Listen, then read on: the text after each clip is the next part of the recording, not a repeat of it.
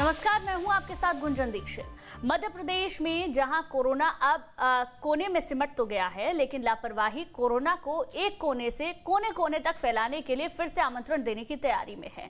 क्योंकि पहले 6, फिर 11 और गुरुवार को 18 धीरे धीरे ही सही कोरोना का हौसला फिर से बढ़ने लगा है। मतलब इधर लापरवाही शुरू हो गई है, उधर वायरस की आवाजाही बढ़ने लगी है। आज इसी पर चर्चा करेंगे। हमारे साथ हमारे संवाददाता अलग अलग जगहों से जुड़ेंगे। कई सारे सवाल हैं जिनके जवाब आज तलाशने हैं। क्या दूसरी लहर के थमने के बाद एक बार फिर से लोग लापरवाह होने लगे हैं? इस मसले पर बातचीत के लिए हमारे साथ हमारे संवाददाता जुड़ने वाले हैं।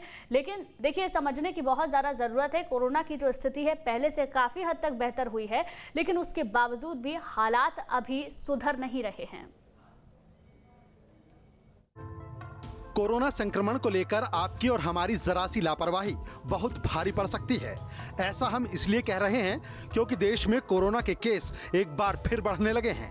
गुरुवार को देश में एक बार फिर 45,000 के करीब नए संक्रमितों की पहचान हुई है और 549 लोगों की मौत हुई है। देश में नए संक्रमितों का आंकड़ा पिछले 24 दिन में सबसे ज्यादा है। इससे पहले 7 जुलाई को 45,701 लोगों की कोरोना रिपोर्ट पॉजिटिव आई थी। बात करें मध्य प्रदेश की, तो यहाँ कुछ दिन की राहत के बाद फिर मरीजों की संख्या बढ़ रही है। हालांकि ये बढ़त मामूली है, लेकिन वक्त रहते हम संभले नहीं तो हालात बेकाबू हो सकते हैं। 27 और 28 जुलाई को 11 तो 29 जुलाई को 18 नए केस सामने आए हैं। एक ही दिन में 7 मरीज बढ़ गए। इंदौर में 7 और पन्ना में 4 मरीज मिले हैं, जबकि भोपाल और ग्वालियर में 2-2 नए संक्रमितों की पुष्टि हुई है। 28 जुलाई को कोरोना से एक संक्रमित की जान भी गई है। संक्रमितों का ये आंकड़ा भले ही बहुत कम है, लेकिन कहीं न कहीं ये तीसरी लहर की तरफ इशारा भी कर रही है, क्योंकि केरल और महाराष्ट्र समेत अन्य राज्यों में इसी तरह से धीरे धीरे मरीज बढ़कर अब हजारों की संख्या में पहुंच गए हैं। बढ़ते संक्रमण को देखते हुए खुद सीएम शिवराज सिंह चौहान अलर्ट हैं। चिंता जाहिर करते हुए सीएम शिवराज ने कल ट्वीट भी किया है। अपने ट्वीट में सीएम ने लिखा है कि इंदौर जिले में कोविड-19 के 7 पॉजिटिव केस आए हैं। मैंने प्रशासन को सतर्क रहने के निर्देश दिए हैं। वहां के नागरिकों से भी मैं विनम्र अनुरोध करता हूं कि अगर हमने जरा सी भी असावधानी रखी तो परिस्थितियों को बदलने में देर नहीं लगेगी। इसीलिए सजग रहें और गाइडलाइंस का पालन करते रहें। मध्य प्रदेश में दूसरे वेव में कोरोना का जो आतंक नजर आया, उसे देखते हुए सीएम की चिंता लाजमी है। लिहाजा एमपी को अब भी अलर्ट रहने की जरूरत है, क्योंकि एमपी अब लगभग अनलॉक हो चुका है। स्कूल, बाजार, सिनेमाघर, मॉल सब खुल चुके हैं। साथ ही उपचुनाव को लेकर सियासी हलचल भी बढ़ रही है। आने वाले दिनों में एमपी में 3 विधानसभा और 1 लोकसभा सीट पर उपचुनाव भी होने वाले हैं। दूसरी लहर से पहले भी एमपी में 28 सीट पर उपचुनाव हुए थे। तब चुनावी दौरों की वजह से काफी भीड़ इकट्ठा हुई थी। अब 4 सीट पर उपचुनाव के लिए सियासी दौरे बढ़ रहे हैं। लोग भी सोशल डिस्टेंसिंग और मास्क को लेकर लापरवाह हो रहे हैं। एक्सपर्ट तीसरी लहर को लेकर पहले ही चेतावनी दे चुके हैं। एमपी में अभी करीब 6% लोगों को ही वैक्सीन के दोनों डोज लग पाए हैं। संक्रमण की बढ़ रही रफ्तार को रोकने के लिए न केवल शासन प्रशासन बल्कि आम लोगों को भी अपनी जिम्मेदारी निभानी होगी, क्योंकि दूसरी लहर से पहले की गई लापरवाही का अंजाम हम सब देख चुके हैं। न्यूज स्टेट भी आपसे वैक्सीनेशन करवाने, मास्क लगाने और सामाजिक दूरी बनाए रखने की अपील करता है। Team news state. तो एमपी और छत्तीसगढ़ दोनों में ही वैक्सीनेशन पर सरकार की ओर से लगातार ध्यान दिया जा रहा है, लेकिन दूसरी तरफ अगर देखें तो लापरवाही की भी तस्वीर अलग अलग जगह से सामने आ रही हैं, और जिसका नतीजा ये है कि एक बार फिर से संक्रमितों की संख्या बढ़ने लगी है। लगातार एमपी से अलग अलग जगह से, इंदौर की बात करें, पन्ना की बात करें, केसेस सामने आने लगे हैं। इसी पर बातचीत करेंगे। हमारे साथ विवेक परिहार हैं, हेल्थ एक्सपर्ट, हमारे साथ जुड़ गए। सर, बहुत बहुत स्वागत है आपका। मिथिलेश इंदौर से हमारे साथ जुड़ गए हैं। दीप्ति हमारे साथ भोपाल से जुड़ गई हैं। सबसे पहले दीप्ति, आप ही के पास आते हैं। धीरे धीरे कोविड के केसेस काफ़ी कम होने लगे, स्थिति बेहतर हुई, अनलॉक की तरफ हम आगे बढ़े, लेकिन अब एक बार फिर से लापरवाही के बाद स्थिति ये होती जा रही है कि मुख्यमंत्री भी समीक्षा बैठकें कर रहे हैं, दूसरी तरफ केसेस भी बढ़ते जा रहे हैं।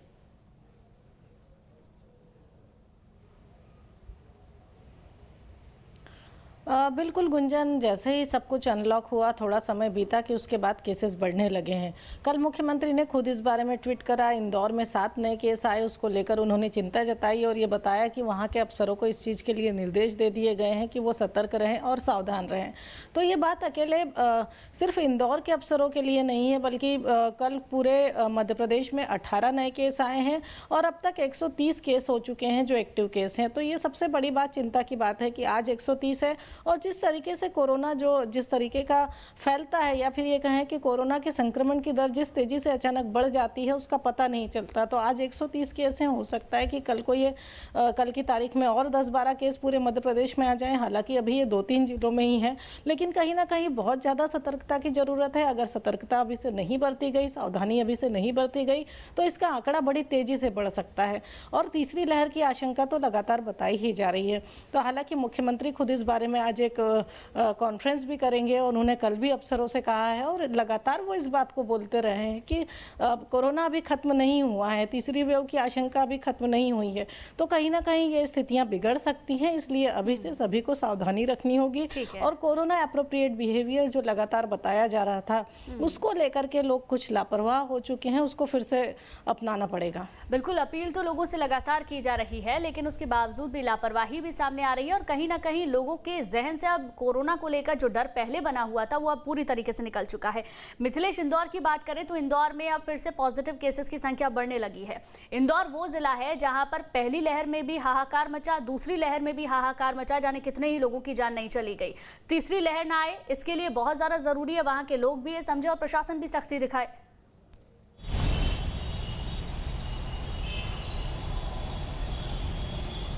जी बिल्कुल, आपने सही कहा कि इंदौर को लेकर वैसे भी हाहाकार मचा है, चाहे पहले वेव की बात करें, साथ सेकंड वेव की बात करें, वहीं थर्ड वेव की आशंका है। उसके मद्देनजर में देखा जाए तो इंदौर में कल 7 केस आने के बाद में मुख्यमंत्री जी ने तुरंत ट्वीट किया। मुख्यमंत्री को ट्वीट करके ये कहना पड़ा कि जिला प्रशासन सख्ती से पालन कराए।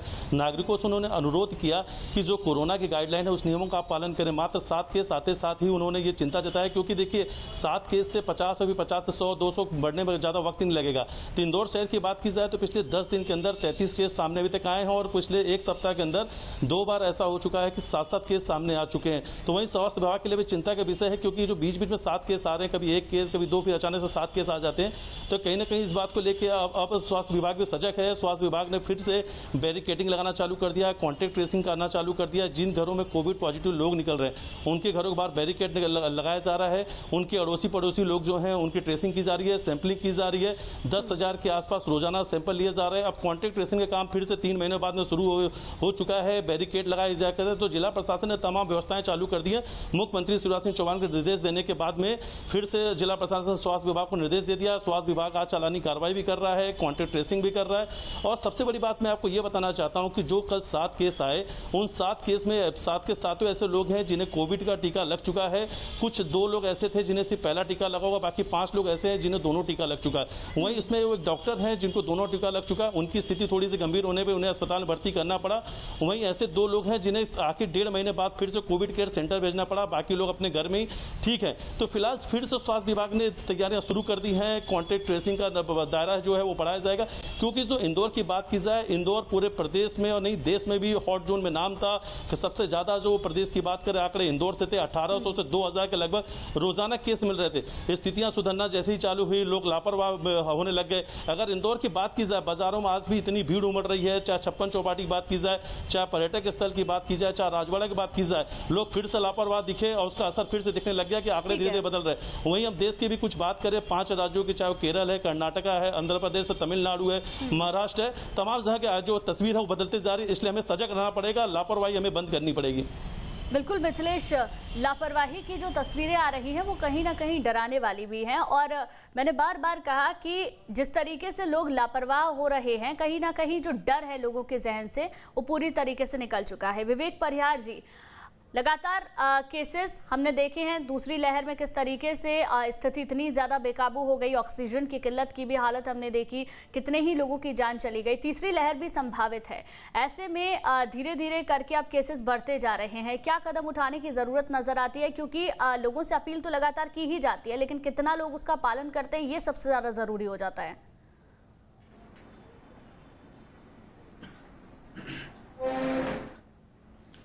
बिल्कुल गुंजन जी, बिल्कुल। अभी लोगों को ये समझना चाहिए कि जो कोविड की जो सेकंड वेव है, मैं कहूंगा कि अभी सेकंड वेव भी खत्म नहीं हुई है, क्योंकि ये कंटिन्यूस आप देखेंगे जो एक वायरस का जो पॉजिटिविटी का ग्राफ था वो कहीं ना कहीं अभी बिल्कुल फ्लैट नहीं हुआ है।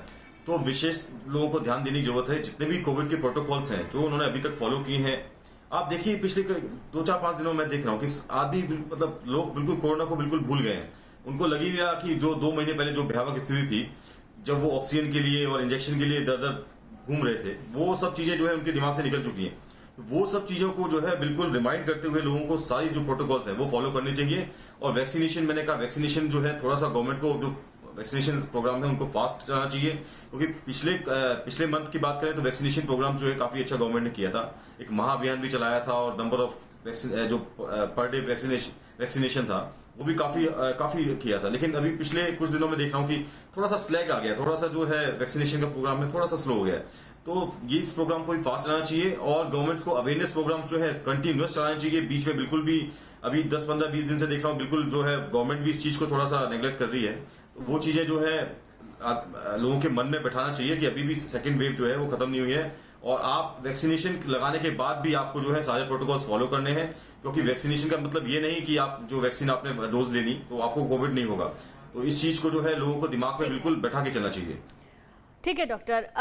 दीप्ति, अगर देखें तो आने वाले दिनों में उपचुनाव भी होने हैं। एमपी की अगर बात कर लें तो 4 सीटों पर उपचुनाव होने हैं। हमने कोरोना की दूसरी लहर के वक्त भी देखा जब उपचुनाव होने थे और उसके बाद कितनी ज़्यादा स्थिति वहां पर खराब हुई थी। ऐसे में अब किस तरीके से इस पर काबू पाया जाएगा, क्योंकि कहीं ना कहीं राजनीतिक हलचल भी देखने को मिलती है, दौरे भी लगातार शुरू हो जाते हैं। कोविड आने वाले दिनों में और ज़्यादा खतरनाक ना हो, स्थिति ना खराब हो, इसके लिए क्या सरकार को कुछ फैसले लेने की ज़रूरत नहीं है अभी?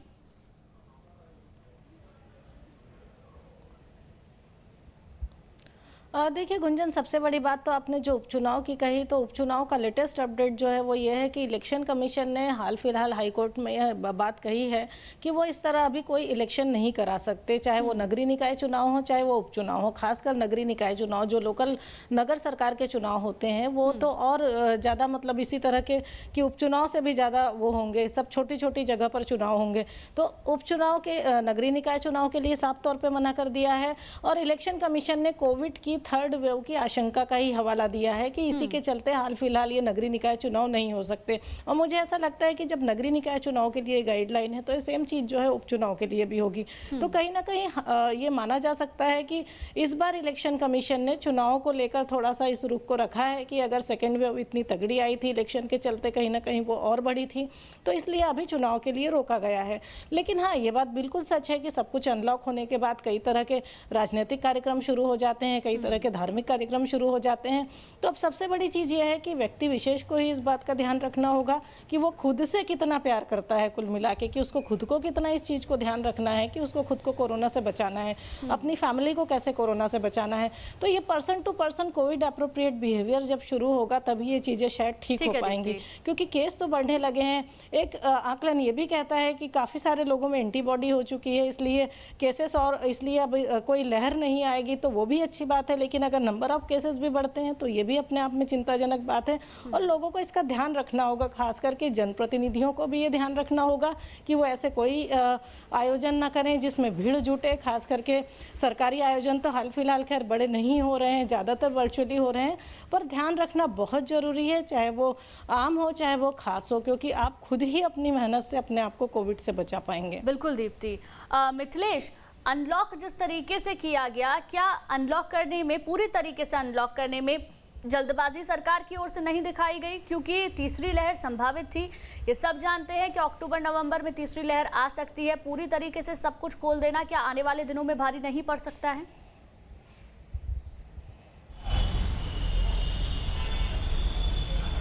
जी बिल्कुल, आपने कहा कि कहीं ना कहीं से जल्दबाजी हो गई और ये जल्दबाजी का हमें कहीं परिणाम भुगतना नहीं पड़ जाए, क्योंकि जो तीसरी लहर है वो संभावित है, उसकी आशंका है। लेकिन क्योंकि हमें पता है कि जैसे ही हमने शहर को अनलॉक किया, धीरे धीरे अनलॉक किया, तो बाजार में जो भीड़ उमड़ी, जो तस्वीर था, बहुत दिनों से लोग अपने घरों में बंद थे, उन्होंने भी बाहर आए और बाहर आने के बाद जो भीड़ की जो तस्वीर सामने आई वो काफ़ी डरावने वाली है, क्योंकि लोगों ने जो सेकेंड वेव का डर देखा, खौफ देखा, कुछ दिनों तक ही उनके मन में था। क्योंकि फिलहाल जो इंदौर शहर से तस्वीर दिख रही है, ऐसा लग रहा है कि लोग कोविड को भूल चुके हैं। उन्हें ऐसा लग रहा है है कि कोरोना अब है ही नहीं, कोरोना चला गया, लेकिन वो ये जो सोच रहे हैं वो पूरी तरीके से गलत है, क्योंकि कोरोना संकट पूरी तरीके से टला नहीं, कोरोना संकट अभी भी वर्तमान में है। और वही इंदौर शहर की बात की जाए तो इंदौर में चाहे अंतर्राष्ट्रीय उड़ान की बात की जाए, जितने भी बड़े प्रदेश हैं उसका कॉन्टेक्ट इंदौर से, आर्थिक राजधानी है, वहीं महाराष्ट्र से भी लगातार इंदौर में मूवमेंट होता, आना जाना, बड़े शहरों में नाम है। तो देखा जाए तो कहीं ना कहीं से ये जो परिवर्तन हुआ या आने जाने की जो छूट दी गई, जो अनलॉक किया गया, वहीं आज बात की जाए जैसे कल 7 केस मिले, 10 दिनों में 33 केस सामने आए। आज से वापस इंदौर में अभी तक जिला प्रशासन ने सिनेमा मॉल जो थिएटर्स है, मल्टीप्लेक्स, उनको छूट नहीं दी गई थी, लेकिन वापस इनको छूट दे दी गई है। आज से इंदौर में मल्टीप्लेक्स भी खुल गए। तो कहीं ना कहीं से ये छूट भी गलत है, क्योंकि एक तरफ तो स्थिति ऐसी है कि लगातार केस के जो है बढ़ते जा रहे हैं, आंकड़े बढ़ते जा रहे हैं, वही हम दूसरी तरफ ढिलाई देते जा रहे हैं। अगर दूसरी तरफ प्रशासन ये दावे कर रही है कि पर्यटक स्थल पे हम भीड़ नहीं होने देंगे, पर्यटक स्थल पे हम रोकेंगे, लेकिन अगर आप सैटरडे और संडे वीकेंड की बात करेंगे तो हजारों की भीड़ दिखती है ऐसी जगह पे।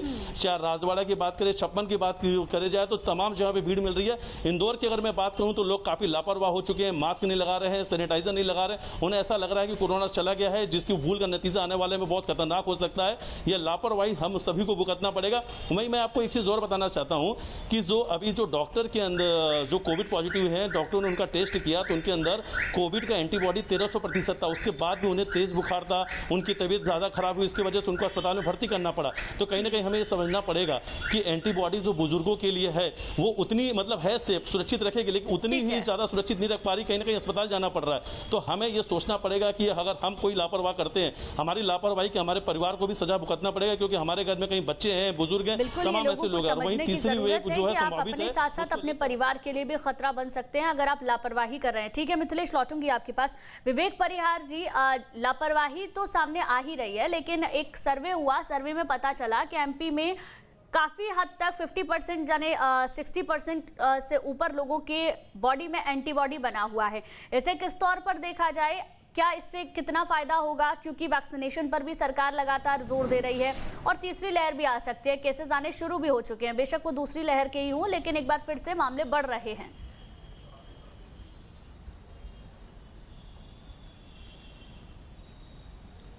गुंजन जी, बिल्कुल जो आपने कहा बिल्कुल सही है, परंतु मैं एक बात कहना चाहूंगा कि जो एजिड पेशेंट्स हैं, जिनकी उम्र जो है 50 साल के ऊपर होती है, वो उनकी बॉडी में अगर एंटीबॉडीज भी हैं, फिर भी वो है they are more prone to infection, मतलब उनको इन्फेक्शन का खतरा जो है वो बहुत कहीं ना कहीं बना रहता है। तो ऐसे लोग जो है 50 साल के ऊपर जिनकी उम्र है, उनको वैक्सीनेशन के बाद भी जो है अपना खुद ख्याल रखना है। जैसा दीप्ति जी ने कहा, एक बहुत अच्छी बात उन्होंने कही कि कोविड से जो है हर व्यक्ति विशेष को खुद अपना ख्याल रखना है। अगर वो अब चाहते हैं कि उनकी जान बची रहे, तो उनको जो है इस वायरस से खुद ही सारी सेफ्टीज, सारे जो प्रिकॉशंस हैं वो खुद फॉलो करने पड़ेंगे।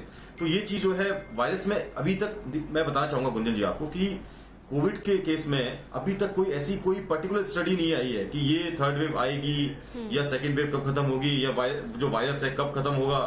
तो ये चीजें जो है अभी भी कहीं ना कहीं जो है अधर में है। तो इसलिए जब तक ये सब चीजें बिल्कुल कोविड जीरो नहीं हुआ था, तब तक लोगों को बहुत ही प्रिकॉशंस लेने की आवश्यकता है और खुद का ख्याल खुद रखना है। वैक्सीनेशन तो ठीक है, गवर्नमेंट चला ही रही है, वैक्सीनेशन प्रोग्राम चला ही रही है और गवर्नमेंट भी अवेयरनेस प्रोग्राम भी जो गवर्नमेंट चला रखे हैं, परंतु आपको खुद दिमाग में रखना है कि ये वायरस, इसकी जो घातक चीजें हैं, वो सब चीजें जो आपने झेली हैं, वो सब चीजों को देखते हुए आपको मन में रखना है कि हमें इससे बचना है और मास्क का उपयोग जो है रेगुलर करना है, हमको सैनिटाइजर का उपयोग करना है, हमको बार बार साबुन से हाथ धोना है और मोस्ट इंपॉर्टेंट सोशल डिस्टेंसिंग। हमें घर से बाहर तभी निकलना है जब हमको कोई अत्यधिक जरूरी काम हो, तब हमें घर से बाहर निकलना है। तो ये सब चीजें हमको फॉलो करनी है, तभी हम कोविड से बच पाएंगे। ठीक है दीप्ति, अगर देखें तो अनलॉक की अगर बात करें तो मॉल भी अब खुल चुके हैं, यहाँ तक कि स्कूल भी अब खुल चुके हैं। स्कूल खुलना कितनी बड़ी परेशानी आने वाले दिनों में खड़ी कर सकता है, क्योंकि हम ये भी मानकर चल रहे हैं थर्ड वेव बच्चों के लिए खतरनाक होगी। अभी 18+ के लगभग कुछ बच्चे होते हैं 11-12 के, लेकिन कुछ बच्चे उससे कम एज के भी होते हैं। तो क्या ये एक वैसा फैसला नहीं हो सकता जिससे कि आने वाले दिनों में परेशानी खड़ी हो?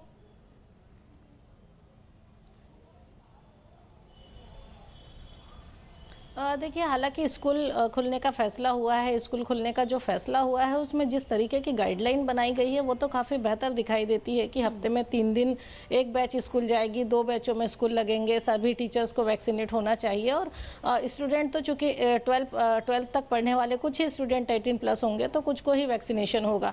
तो जो गाइडलाइन है वो तो बहुत बेहतर बनाई गई है, लेकिन अब निर्भर करता है कि अगर नंबर ऑफ केसेस और तेज़ी से बढ़ रहे हैं तो कहीं ना कहीं सरकार स्कूल पर भी फैसला ले, क्योंकि स्कूल अकेले वो वो चीज़ नहीं है जिसमें बोला जा रहा है कि उसे खोला गया है, क्योंकि यही सेम चीज़ जो है मल्टीप्लेक्स पे भी लागू होती है, यही सेम चीज़ जो है मॉल पर भी लागू होती है, क्योंकि वहाँ भी बहुत सारे लोग जुटते हैं। बल्कि मॉल पर इसे ज़्यादा बड़े पैमाने पर सोचना पड़ेगा, क्योंकि मॉल में आने वालों की संख्या तय नहीं होती कि कितने आ रहे हैं, और इस बीच कोई संख्या तय नहीं करी गई कि कितने लोगों को एक बार में एंट्री दी जाएगी। तो मॉल में ज़्यादा भीड़ होती है, दूसरी सारी जगहों पे भीड़ होती है। चाहे मल्टीप्लेक्स की बात हो तो सेम वैसी ही चीज़ स्कूल पे भी लागू होती है। हालांकि स्कूल, चूँकि ये माना जा सकता है कि वो कोविड से बच सकते हैं, क्योंकि स्कूल बहुत डिसिप्लिन्ड होता है, और स्कूल में तो हम आमतौर पर मानते हैं कि वहाँ पर डिसिप्लिन का पार्ट वहीं पढ़ाया जाता है। तो हो सकता है कि स्कूल इन लहर से बचे रहें या इस तरह के कोई इन्फेक्शन से बचे रहें, लेकिन सीधे तौर पर तो कोविड को लेकर किसी तरह की कोई भी प्रिडिक्शन कोई नहीं कर सकता, क्योंकि जब पहली लहर निकल के गई थी तो किसी ने नहीं सोचा था कि सेकेंड टाइम में कोविड इतनी तेज़ी से लहर के तौर पे आएगा और इतने सारे लोग उसकी चपेट में आ जाएंगे।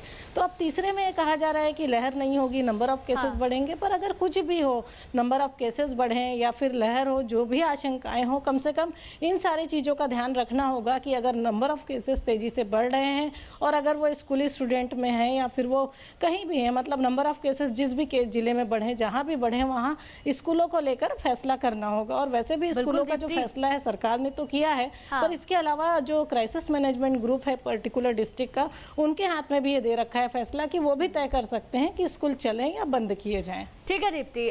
मिथिलेश, एक कुछ तस्वीरें हमने पिछले दिनों काफ़ी देखी हैं जहां वैक्सीनेशन सेंटर पर लोगों की भीड़ जमा रहती है, ना तो वहां सोशल डिस्टेंसिंग होता, लोग अपने आप को कोरोना से बचाने के लिए ही वैक्सीन लगवा रहे हैं और ये भूल जाते हैं कि उन्हें इसके वैक्सीन लगवाने के साथ साथ सोशल डिस्टेंसिंग भी ज़रूरी है, कोरोना एप्रोप्रिएट बिहेवियर कुल मिलाकर ज़रूरी है, लेकिन ये लोग पूरी तरीके से भूल चुके हैं।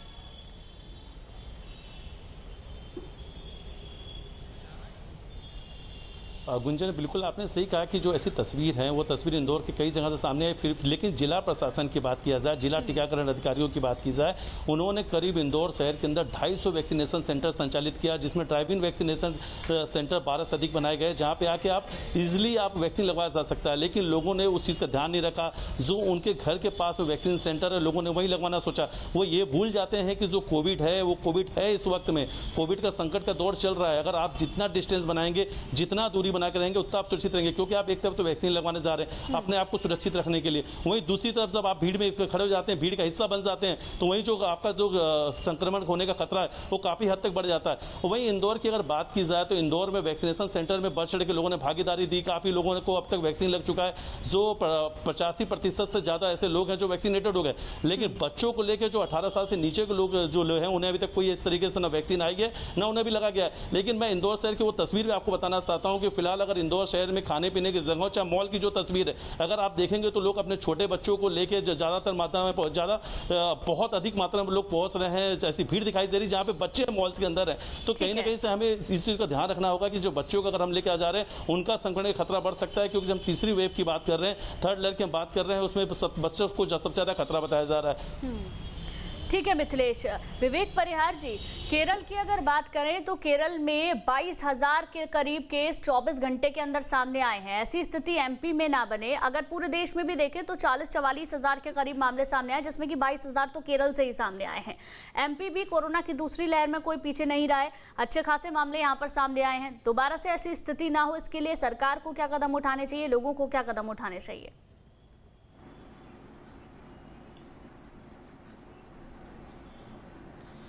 देखिए गुंजन जी, बिल्कुल आपने जो केरल की बात की, मैं केरल के बारे में बताना चाहूंगा आपको। सेकंड वेव में जो कोविड के केसेस थे वो केरल में काफी कम थे। आप देखेंगे उन स्टेट्स में जो है पिछले दिनों में केसेस बढ़ रहे हैं जिनमें कि सेकंड वेव में केसेस थोड़े कम थे। तो जो नंबर ऑफ केसेस जो लोगों में संक्रमण था वो कम हुआ था सेकंड वेव में, तो उनको जो है अब इन्फेक्शन हो रहा है। तो एमपी में आप देखेंगे 73% से ऊपर लोगों को जो है कहीं ना कहीं कोविड का जो संक्रमण था, जो रेशियो था, वो कहीं ना कहीं सेकंड वेव में तक हो गया था। तो एमपी में इतने ज्यादा केसेस इसलिए अभी चिंता की आपको बात नहीं है, क्योंकि एमपी में भी नंबर ऑफ केसेस जो इतने ज्यादा अभी बढ़े नहीं है। परंतु गवर्नमेंट की बात करूं कि गवर्नमेंट ने जो फैसिलिटीज हैं, जो मेडिकल फैसिलिटीज हैं, ऑक्सीजन की फैसिलिटीज हैं, इंजेक्शन की फैसिलिटीज हैं, पिछले दिनों में काफी अच्छी कर दी है। आप देखेंगे कि गवर्नमेंट हॉस्पिटल्स में number of oxygen beds and ICU beds जो हैं वो इतने अच्छे, मतलब इतनी मात्रा में कर दिए हैं कि कहीं ना कहीं जो भयावहता जो हमने सेकंड वेव में देखी वो कहीं ना कहीं आपको जो है उससे हम अगर पेशेंट बढ़ते भी हैं तो वो बच जाएगी। जो प्राइवेट हॉस्पिटल्स पे इतना लोड आया था तो वो कहने की लोड है वो भी आप देखेंगे कि आपको अगर पेशेंट्स बढ़ते हैं तो वो देखने को नहीं मिलेगा। तो काफी अच्छी व्यवस्थाएं की और गवर्नमेंट को भी कहूंगा कि जो व्यवस्था उन्होंने की है और जो पेरीफेरी में जो गांव की साइड जो व्यवस्थाएं जो रह गई हैं उनको भी जल्दी से वहां भी व्यवस्थाएं जो है ऑक्सीजन की व्यवस्था और आईसीयू बेड्स की जो है और वेंटिलेटर की व्यवस्था जो है वो उनको कर देनी चाहिए। ठीक है विवेक परिहार जी, यानी कि कहीं ना कहीं सरकार की तरफ से तैयारियां तो की गई हैं, तीसरी लहर को लेकर भी सरकार तैयारी कर रही है, लोगों को ये समझने की जरूरत है कि लापरवाही बिल्कुल ना करें। ठीक है, बहुत बहुत शुक्रिया विवेक परिहार जी। मिथिलेश आपका भी शुक्रिया, दीप्ति आपका भी बहुत बहुत शुक्रिया। और वक्त एक छोटे से ब्रेक का है।